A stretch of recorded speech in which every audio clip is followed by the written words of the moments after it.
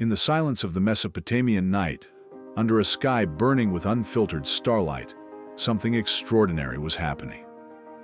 No electricity, no steel, no modern mathematics, and yet walls rose that seemed to defy logistics. Water climbed into the sky, and priests predicted eclipses with unnerving precision. This was Babylon. But here's the real question. Was Babylon just an ancient city, or a technological powerhouse disguised in mudbrick? Tonight, we decode the advanced technologies operating under Babylon's empire. Not myths, not alien fantasies, but the real, measurable, engineered systems that gave this civilization dominance nearly 2,600 years ago. And what we uncover might completely redefine what ancient truly means. By the 6th century BCE, under King Nebuchadnezzar II, Babylon had become the largest city in the world. Population estimates range from 100,000 to 200,000 people. But scale alone doesn't equal technology. Control does. Babylon wasn't powerful because it was big. It was powerful because it mastered systems. Let's begin with infrastructure. Imagine living in a desert climate where agriculture depends entirely on river behavior. Now imagine controlling that river. Babylon sat along the Euphrates, a river prone to unpredictable flooding. Instead of fearing it, the Babylonians engineered it. They built massive levees, artificial canals, controlled irrigation channels, reservoir systems. These weren't random ditches. They were gradient-calculated systems designed to regulate flow rates and sediment distribution. Water was redirected across kilometers of farmland. Seasonal flooding was moderated. Crop cycles stabilized. If they could regulate a river, what else could they engineer? The Hanging Gardens of Babylon, one of the 7 wonders of the ancient world. Were they real? Archaeological certainty remains debated, but engineering feasibility? That's where it gets interesting. Ancient descriptions speak of terraced gardens, elevated high above ground level, irrigated continuously. To make that work, you would need a vertical water lifting mechanism, waterproofing systems, structural load distribution, soil stabilization above stone vaulting. Modern reconstructions suggest chain pumps or early screw-like lifting devices may have been used to raise water from the Euphrates. Not magic. Mechanical systems, waterproofing.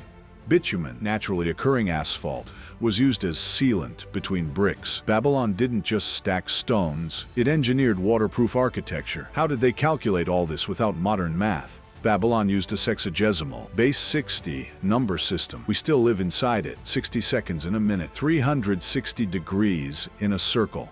That legacy is Babylonian. Their clay tablets reveal advanced algebraic reasoning. They solved quadratic equations. They approximated square roots with remarkable precision. One tablet, known today as Plimpton 322, contains what appear to be Pythagorean triples. More than 1,000 years before Pythagoras. This wasn't primitive arithmetic. This was computational science, and it powered architecture, land surveying, taxation, and astronomy.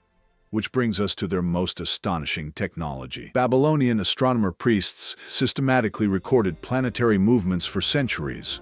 Not casually, obsessively. They created mathematical models capable of predicting lunar eclipses, solar eclipses, planetary conjunctions without telescopes, using naked eye observation and generational data accumulation. By the 5th century BCE, they developed what historians call System A and System B, algorithmic methods for calculating planetary positions. Algorithmic, that word belongs in modern computer science, but its roots trace back to Babylon. This wasn't astrology as superstition, it was pattern modeling. They identified periodic cycles in celestial motion, especially the Saros cycle, an 18-year eclipse recurrence period. Predicting eclipses wasn't just religious spectacle, it was political power. If you can predict the sky, you control the narrative of destiny.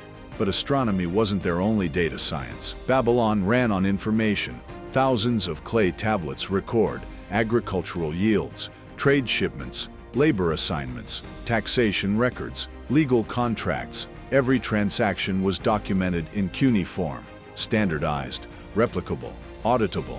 They created one of the earliest, large-scale, bureaucratic systems in human history. Think about that. An empire spanning regions of modern Iraq, Syria, and beyond, coordinated without telecommunication. Their technology was administrative precision. Standard weights, standard measures, contract law, recorded debts. When we think of technology, we think of machines. But in Babylon, systems were the machines, and those systems scaled empire. Babylon inherited and refined metallurgical traditions from earlier Mesopotamian cultures. Bronze production required copper extraction, tin acquisition via long-distance trade, controlled alloy ratios. This wasn't accidental chemistry, it was repeatable materials engineering. Babylon sat within vast trade networks, connecting Anatolia, the Levant, and possibly regions as far as the Indus Valley. Access to tin was strategic. Control tin, control bronze, control weaponry and tools. They understood material properties through empirical testing, hardness, durability, malleability, and they optimized them. This was early material science in action. But here's the turning point. All of these technologies depended on one foundational element. Babylon was built primarily from mudbrick, but not random mud. Standardized brick molds allowed consistent dimensions. Kiln firing increased durability, enhanced stability, and water resistance.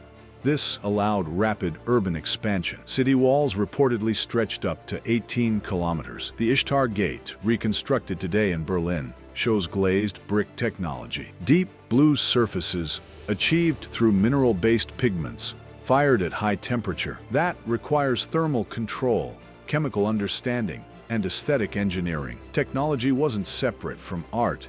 It was fused. Babylon's outer and inner walls were layered defense structures. Ancient sources describe double walls, moats, reinforced gates. Even if some accounts were exaggerated, archaeological evidence confirms multi-layered fortification systems. Military engineering relied on geometry and load distribution. Gateways were choke points. Towers offered elevated projectile range. Siege warfare was evolving, and Babylon engineered countermeasures. This was strategic architecture, technology applied to survival.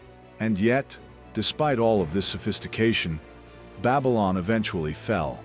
Why? In 539 BCE, Cyrus the Great of Persia conquered Babylon. Remarkably, the city fell with minimal destruction. Herodotus later claimed Persian forces diverted the Euphrates River to enter beneath the walls. Whether literal or embellished, one thing is clear. Babylon's greatest strength, its hydraulic mastery, may have become its vulnerability. Technology is never absolute. It shifts power balances. Babylon's systems were advanced for their time, but innovation elsewhere caught up and surpassed. So, was Babylon advanced? Let's recalibrate the question. Did Babylon have electricity?